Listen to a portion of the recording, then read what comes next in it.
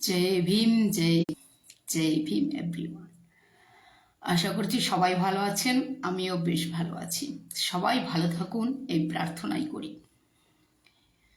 আজকে কিছু কথা বলতে এলাম, কথাগুলি একটু বুঝতে হবে। আচ্ছা, তার আগে একটুখানি আরেকটি খবর দিয়ে দিই, আপনাদের কাছ পর্যন্ত পৌঁছে দিই। আপনারা দেখেছেন কিছুদিন আগে আমি একটি ভাই, তার টোটো গাড়ি, সে খুব গরিব ভাইটি, তার টোটো গাড়ি চুরি হয়ে গেছিল। তো সে নানা জায়গায় ঘুরেছিলেন। তো তারপরে যাই হোক, কোথার থেকে হয়তো আমার মাধ্যমটা সে জানতে পায়। জানবার পরে সে ভাইটি আসে। সে ভাইটি আসার পরে আমি তাকে না, প্রথম দিন আসে, তারপরে আমি বলি যে একটা প্রসেস বাকি আছে, 2-4 দিন দেখো, তারপরে তুমি না হলে পরে আমার কাছে এসো। তারপরে সে ভাইটি যথারীতি 3-4 দিন পরে মনে হয় আবার পুনরায় আসে এবং সে তার আবেদনপত্র আমাকে দেয়। তারপরে আমি সেই বিষয়টা নিয়ে নিয়ারেস্ট থানায় যাই, যোগাযোগ করি। একটু আগে সে ভাইটি ফোন করেছিল যে শনিবার বা রবিবার সে তার গাড়িটি পাচ্ছে। খুব ভালো ব্যাপার, খুব ভালো লাগে এই বিষয়গুলি, কারণ কখনো কোনো মানুষের সাথেই যেন অন্যায় না হয়, সমস্ত কিছুর যেন একটা সলিউশন হয়, সমস্ত কিছুর যেন শান্তিপ্রিয় সলিউশন, হ্যাঁ, শান্তিপ্রিয় সলিউশন হয়। সবাই সবার ডিউটিটা যেন পালন করে, কারণ কি দেখুন, ডিউটি পালন করা মাস্ট ইম্পর্টেন্ট, আর এবং অবশ্যই সেটা যেন শান্তির রাস্তায় হয়। সবাই সবার নিজস্ব ডিউটিটাও যদি পালন করে না, তাহলেও এই সমাজ, এই দেশ খুব সুন্দরভাবে নিজস্ব গতিতে চলবে। তো আজকে ভাইটির একটুখানি আগে ফোন এসছে, আমি ইউটিউব লাইভেই যাচ্ছিলাম, কিন্তু লাইভটা কমপ্লিট করতে পারলাম না, যেহেতু ভাইয়ের ফোনটা এসে গেল আর একটাই মোবাইল, সেই কারণে ওটা কেটে দিতে হলো। তো বিষয়টা হচ্ছে এই, আর আমি মনে করি মানুষ যে বিশ্বাস, যে আস্থা নিয়ে আমার অফিস পর্যন্ত আসে, আমি সম্পূর্ণ চেষ্টা করি যে তার বিশ্বাসটা যেন সম্পূর্ণ, তার বিশ্বাসের জায়গাতে যেন আমি একেবারে দাঁড়িয়ে থাকতে পারি, আমি উত্তীর্ণ হতে পারি। আমি মনে করি প্রত্যেকটা মানুষ যারা আমার কাছে আসেন, যারা হেল্প চাইছেন, যারা সহযোগিতা চাইছেন, প্রত্যেকটা মানুষ যে বিশ্বাস নিয়ে আসে, আমি মনে করি প্রত্যেকটা মানুষের বিশ্বাস সে উত্তীর্ণ হওয়াটা আমার জন্য একটা অনেক বড় একটা পরীক্ষা এবং একটা বড় এক্সাম।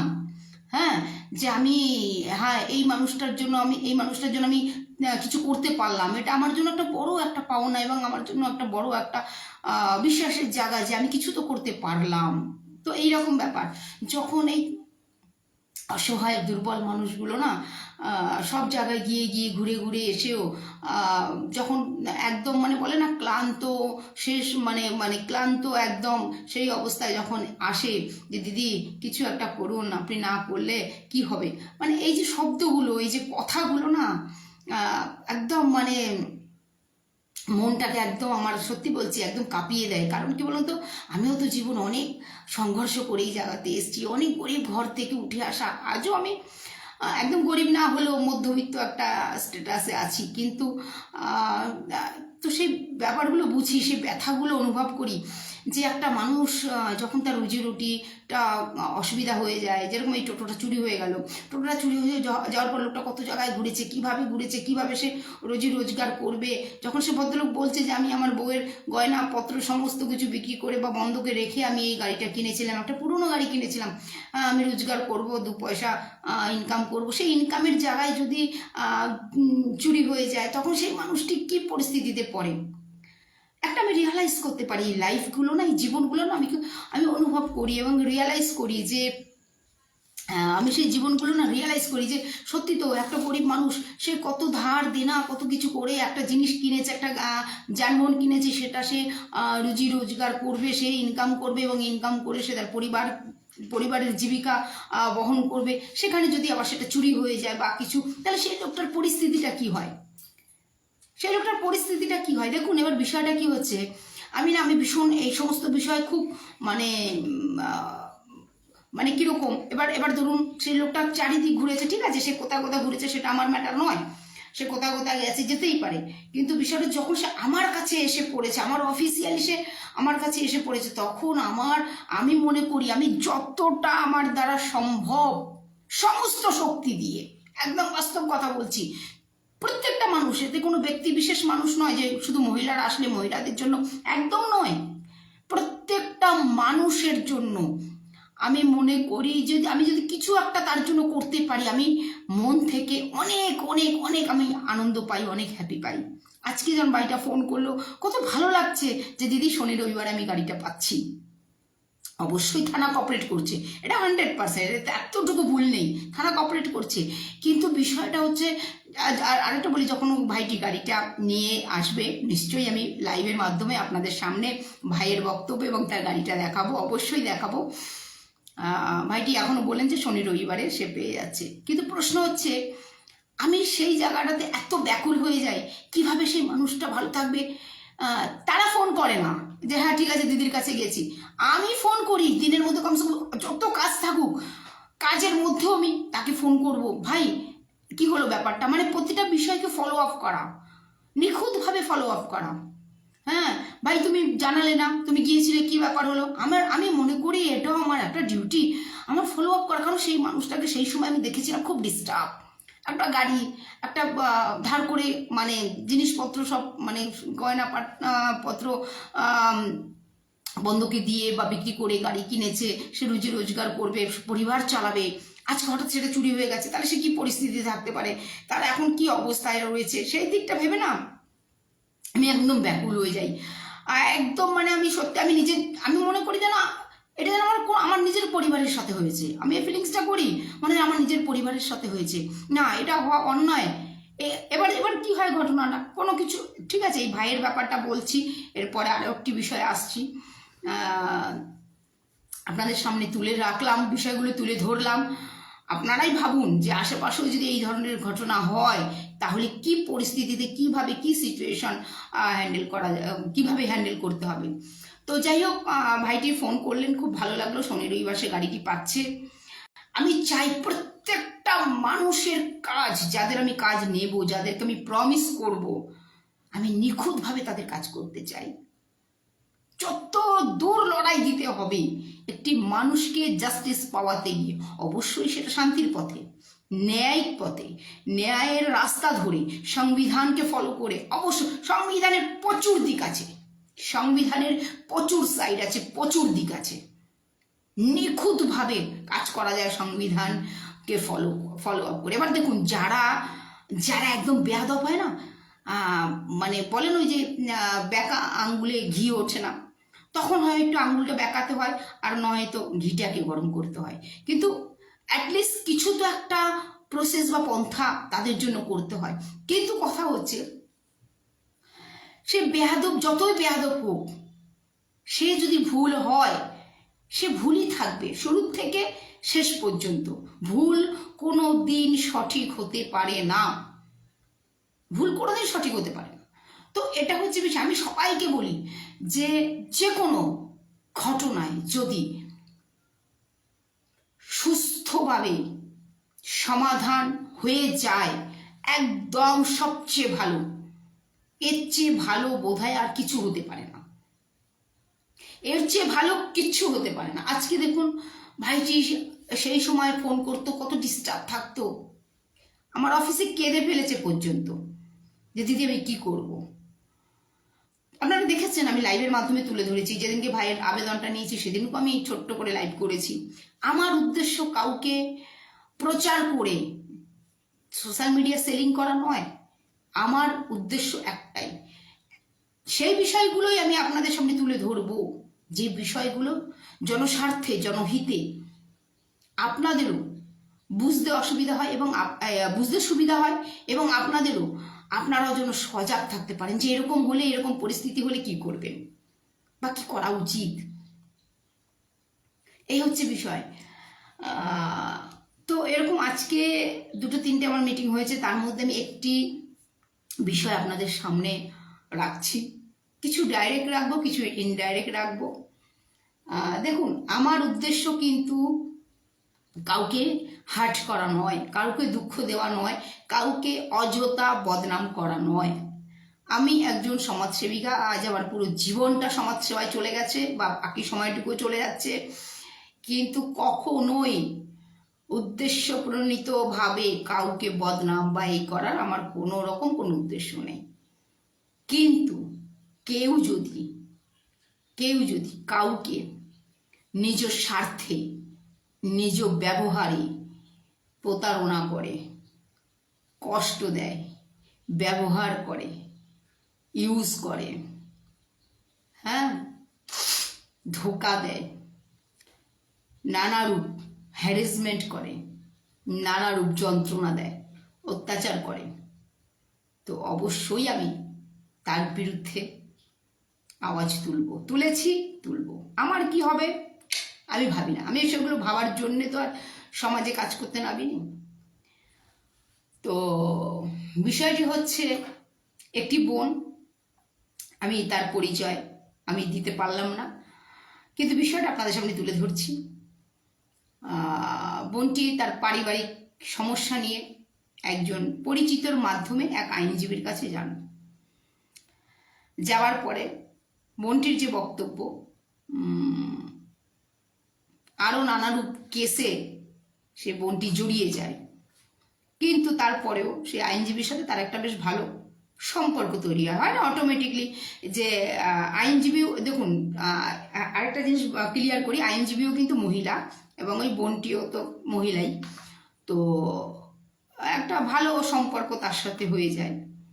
সেই সম্পর্ক সূত্রপাতে বোনটিকে সেই আইনজীবী বান্ধবী তার বলে যে এরকম আরও একজন আইনজীবী আছেন, সে কিছু জমির ব্যাপারে কি বলে ওটাকে, জমির কিছু কাজকর্ম করে বা বিল্ডারদের সাথে ভালো তার ইসে আছে, তো তুমি ইনভেস্ট করো, পয়সা ইনভেস্ট করো। এবার যেহেতু বোনটি সেই আইনজীবী বান্ধবীকে চেনে, পরিচিতি, তো সেই কারণে সে বিশ্বাস করে এবং সেই বিশ্বাসকে কেন্দ্র করে বিশ্বাসটাকে রেখে সামনে সে ইনভেস্ট করে, এবং শুধু সে ইনভেস্ট করে নয়, সে তার পরিবারের বাবা, বোন, দিদি বা আদার্স যারা রয়েছে তাদেরকেও ইনভেস্ট করায়, ঠিক আছে। তারপরে কি হলো, ইনভেস্ট করার পরে শর্ত অনুযায়ী, মানে যা কন্ডিশন হয়, দেখুন কেউ তো আর এমনি কেউ কাউকে কিছু দিয়ে দেয় না, মানুষ কাউকে কিছু দিলে পরেও সেটা হয়তো ধারভাবে দিতে পারে বা কোনো তার ইন্টারেস্ট ফায়দা হতে পারে, এরকম কিছু একটা বিষয় তো থাকেই। তো যখন দেখলো যে শর্তে দেওয়া হয়েছিল, সেই শর্তটা, ইনভেস্ট করা মানেই তো একটা শর্ত, সেই শর্তটা যখন পূরণ হচ্ছে না, শর্তটা যখন কার্যকারী হচ্ছে না, তখন সেই বোনটি কী করে, সমস্ত কিছু কিন্তু পয়সা যে আছে ফেরত চায়। তো এখানেই হলো গ্যারাকলটা, যখন সেই বোনটি সেই তার টাকা, এবং টাকার পরিমাণটা অনেক, হ্যাঁ আমি পরিমাণটা এখানে বলছি না, অনেক টাকার পরিমাণ, ঠিক আছে, অনেক টাকার পরিমাণ। ম্যাটারটি সেশন কোর্ট থেকে হাইকোর্ট, কিন্তু কি হচ্ছে বোনটি বুঝতে পারেনি, মানে বুঝতে পারার মতো নয়, মানে পুরো বিষয়টা লাটাইয়ের মতন ঘুরে রয়েছে। তো যাই হোক, তারপরে যখন সে তার ইনভেস্ট করা টাকা, যেটা ইনভেস্ট করেছিল, সেটা সে রিটার্ন চায়, সেখানেই একটা বিপত্তি, রিটার্ন চায়, এবং সে যে সেই আইনজীবীর কাছে গিয়ে যে কেসগুলো সে করেছিল, সে তার থেকে কেসগুলো সে নিয়ে নেয়। দেখুন, আজকের আমার কথা হচ্ছে, এটা বলার মানে এই নয় যে সমস্ত আইনজীবীর এরকম, একদমই নয়। আমি এত ভালো ভালো আইনজীবীদের সংস্পর্শে রয়েছি, আপনারা কল্পনা করতে পারবেন না। আমি যদি প্রবলেমে পড়ি, রাত 1টা 2টো 3টের সময় যদি ফোন করি, তারা ফোন রিসিভ করেন। এত ভালো আইনজীবীদের আমি সংস্পর্শে রয়েছি, কিন্তু প্রশ্ন সেটা নয়, প্রশ্ন হচ্ছে একজন এরকম করছে বলে যে সবাই এরকম, একদমই নয়। দেখুন, এই কোর্টে কোর্টে কোর্টে কোনো মামলা গেলে বিচার আধীনের যে বিচারের যে ন্যায়, বিচারের যে কি বলে ওটাকে, ফেসলাটা কে দেয়? জজ সাহেব দেয়, তাই তো?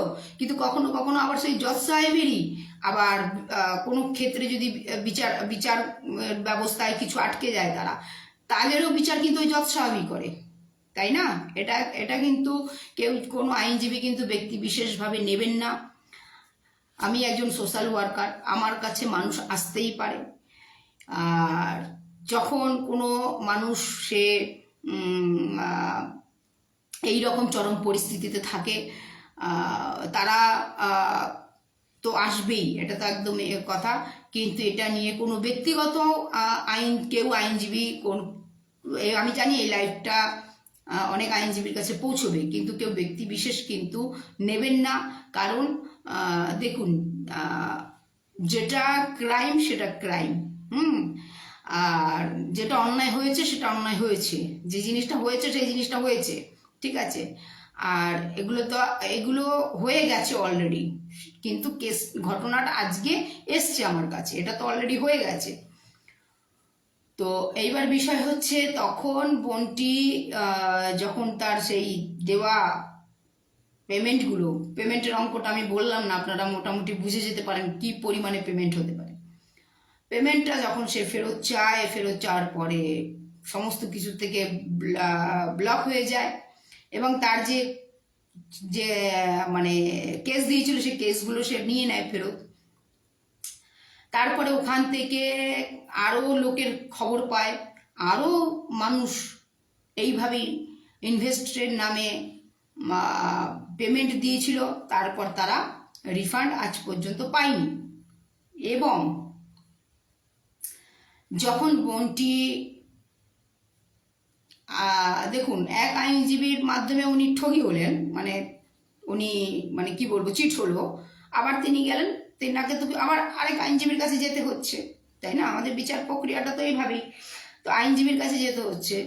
তো সেখানে গিয়ে যখন সে কেস ফাইলিং সব কিছু করলেন, যার এগেনস্টে করলেন, সেখান থেকেও কিন্তু সেই বোনটি আবার কেস খেয়ে গেল, ঠিক আছে? ক্রস কেস খেয়ে গেল।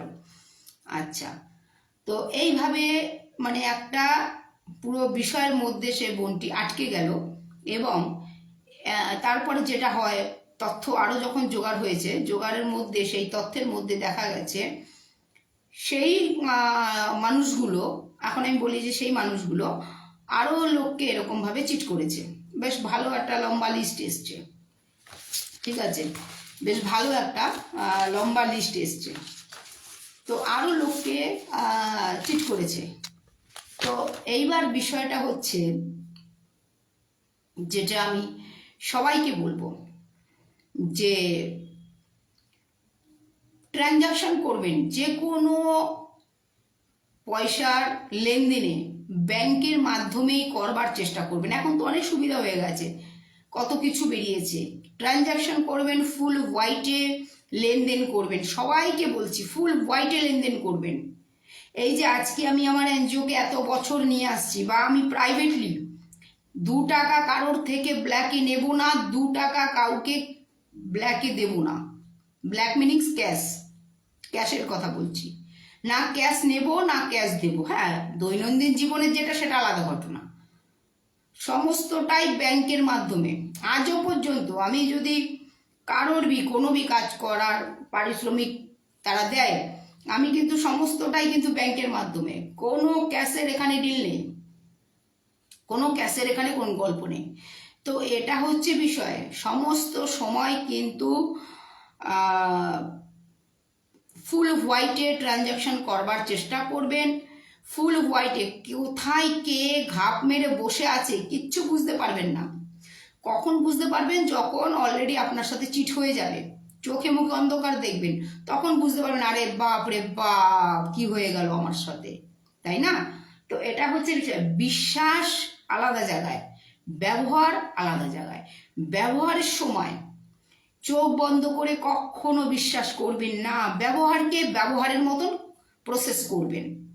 যেই ব্যবহার, পয়সার লেনদেনের সময় লেখাপড়ি মাস্ট প্রসেস, পয়সা করি লেনদেনের সময় ব্যাংকের মারফতে মাস্ট ইম্পর্টেন্ট। যদি ব্যাংকের মাধ্যমে পার্টি কোনো রকম ধরুন মোটা টাকা ব্যাংকের মাধ্যমে হয়তো সে করতে চাইছে না, তাহলে কিন্তু স্ট্যাম্প পেপারে অ্যাটলিস্ট লেখাপড়ি করে নেবেন। ব্যাংকের মাধ্যমে লেখা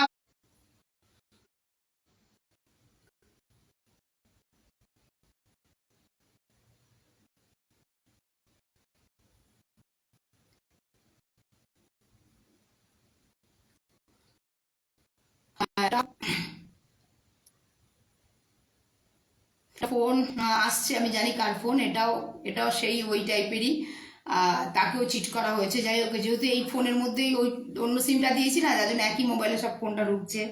তো যাই হোক, আপনাদের সাথে কথা বলবার পরে আমি ফোনটা নেব।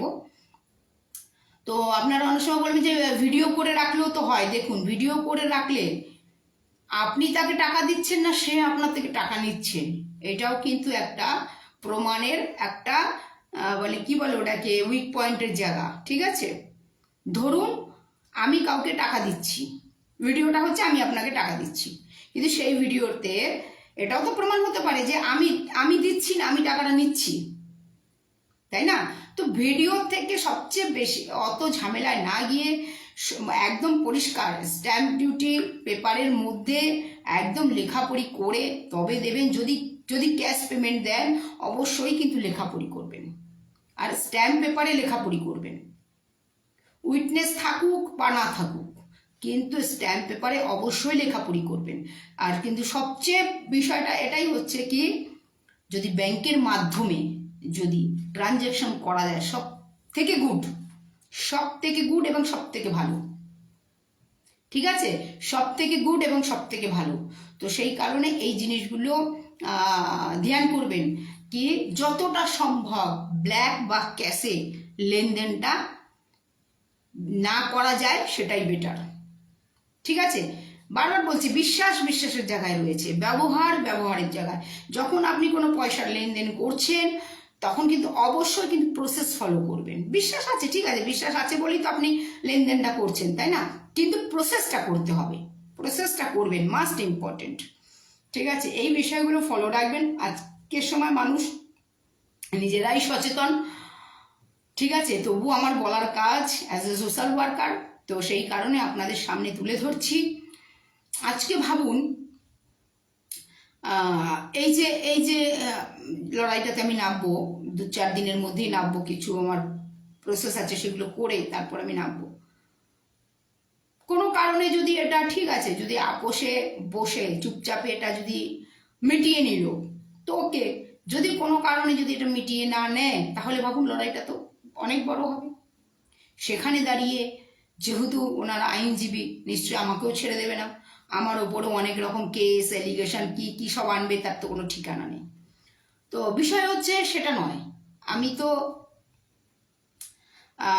ঝাঁপ দিচ্ছি, জলে ঝাঁপ দিচ্ছি মানুষকে বাঁচাবো বলে, তাই না? সাঁতার জানি কি না জানি সে পরের গল্প, সেটা ভাবার মতন ইচ্ছে নেই, বা ভাববার মতনও পরিস্থিতির মধ্যে মাইন্ড কাজ করে না। জলে এতে ঝাঁপ দিচ্ছি যে আমি কাউকে বাঁচাবো, কেউ ডুবে যাচ্ছে কাউকে বাঁচাবো, তাই না? তো সেই উদ্দেশ্যে আমি জাম্প তো মেরেছি, এবারে জাম্প মেরেছি, এবারে সে আমার উপরে কেস করবে কি আমার উপরে এলিগেশন উল্টো আনবে কি কি করবে, সেটা আমার ভাবার ইচ্ছে নেই। যে যার কাজ সে করবে, আমার কাজ যেটা সেটা আমি করব।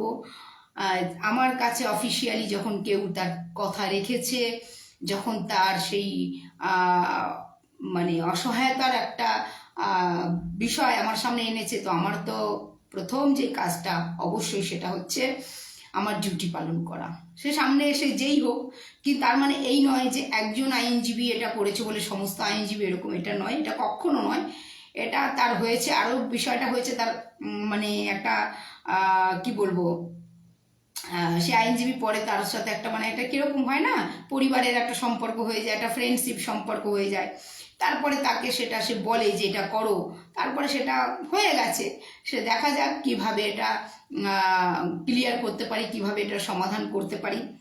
তো এই হচ্ছে বিষয়। আজকে যে বিষয়টা আমি আপনাদের সামনে রাখলাম, বিশেষ করে যে ক্যাশে কখনো ডিল করবেন না। যদি ক্যাশে ডিল করেনও, তাহলে কিন্তু লেখাপড়ি করে অবশ্যই সেটা করবেন। ব্যবহারের জায়গায় বিশ্বাসের জায়গা। এটাই কিন্তু আজকের আমার আপনাদের সামনে আমার বলার বক্তব্য ছিল। তো এটা হচ্ছে বিষয়। এবার মানুষকে পরিষেবা দেব যতটা সম্ভব, হ্যাঁ, যতটা সম্ভব মানুষকে পরিষেবা দেওয়ার চেষ্টা করি। ও অ্যাটলিস্ট মানুষের চোখের জল মানে কি বলে মুছতে না পারি, অ্যাটলিস্ট চোখের জল আমার অফিসে আসার পরে ফেলুক, সেটা অন্তত আমি আটকাইও। মানুষ ভালো থাকুক, সমস্ত অবস্থায় মানুষ ভালো থাকুক, যারা আমার কাছে আসেন আশা নিয়ে, ভরসা নিয়ে।